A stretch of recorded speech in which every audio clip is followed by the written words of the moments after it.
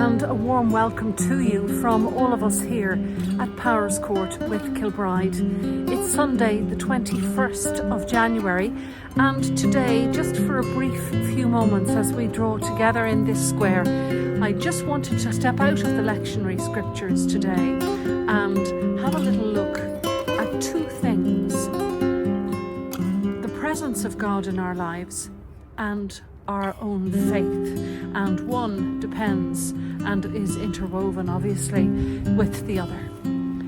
But first, and as always, as we come together in this square, we pause in prayer.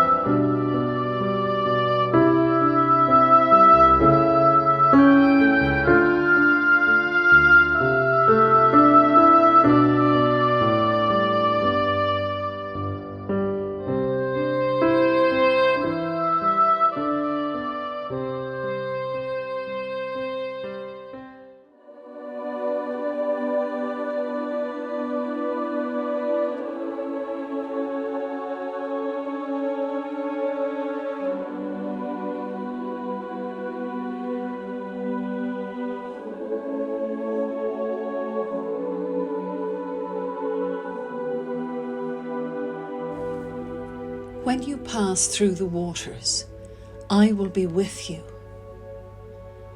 And when you pass through the rivers, they will not sweep over you.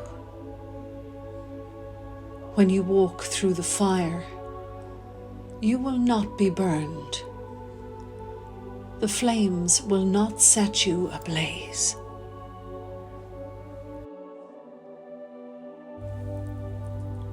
You are my witnesses, declares the Lord, and my servant whom I have chosen, so that you may consider and believe me and understand that I am He. Before me no God was formed, and after me none will come.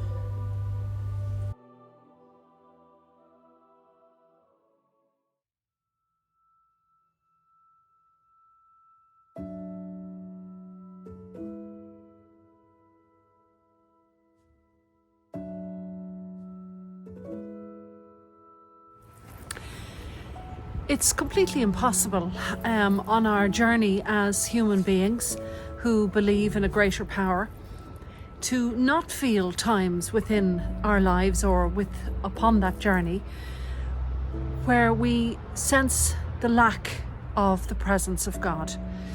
And perhaps there are some people this morning in this square who feel a distinct lack of God's presence, who feel as if God has gone quiet on them or has disappeared altogether.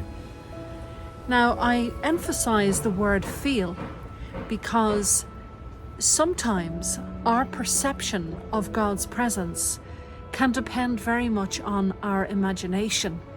Now, that's not to say we're imagining God in the first place, but to say we try to imagine what the presence of God might feel like. And if we're relying on our imagination, which isn't a bad thing, but if we are also relying on our circumstances, which can change throughout the day, never mind throughout each week. And we're relying on our emotions as well. And of course, all of these things are completely unreliable. So, for example, on a day when we are feeling lost or lonely, we might distinctly feel the lack of God's presence. What I wanted to offer today is the fact that I truly believe that the presence of God in our lives is far wider, higher, deeper, broader than anything we can particularly conceive within our limited human capacity. It is so broad that we don't fully understand this presence until we see it face to face. Now and for now we see through a glass dimly, but then we shall know, then we shall see face to face.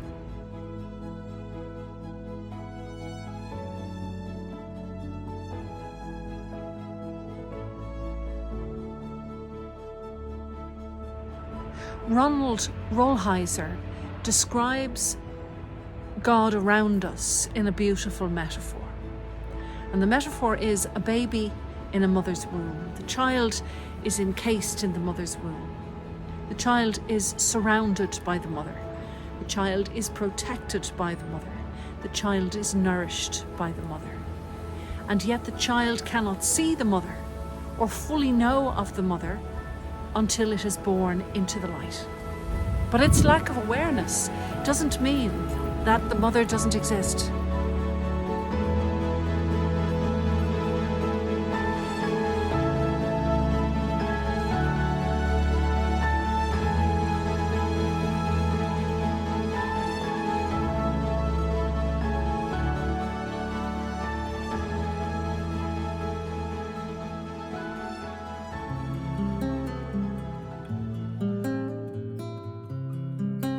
So if this is a few thoughts about the presence of God, then how does that speak into our faith in general?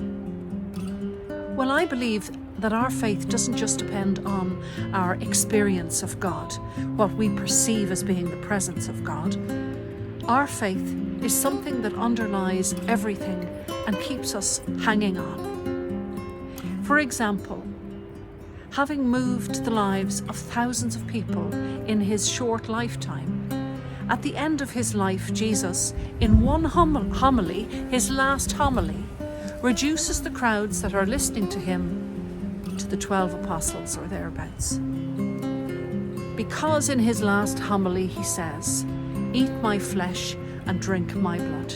And people cannot conceive of this at all. It's far too much. It sounds like cannibalism, and away they go. And the disciples are left. And Jesus says to them, "Do you want to go as well?" And Peter, as honest as he always is, says, "Well, actually, yes, Lord, but where can we go? We can't go." And that's faith. The part of yourself in your relationships, if you're married or if you're in a relationship with another person and it seems to be a committed and everlasting relationship, you'll have your ups and downs as we do in life. You'll have your differing emotions and perceptions. But there will always be something inside you that says, "I can't leave this."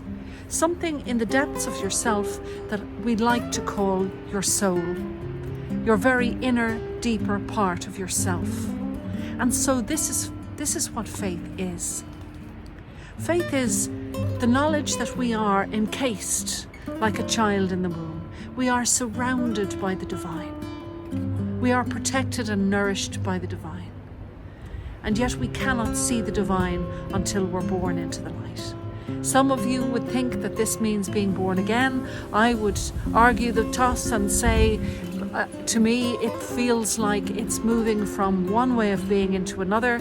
When we pass from this life into eternity, we see things very clearly. We can see the face of God. But for now, we are encased in him, regardless of whether we perceive him or not. Wherever you are this day, if you're going through a time of lack, a wilderness if you like, when you can't feel or perceive the presence of God, please take some comfort from the fact that we can't fully understand.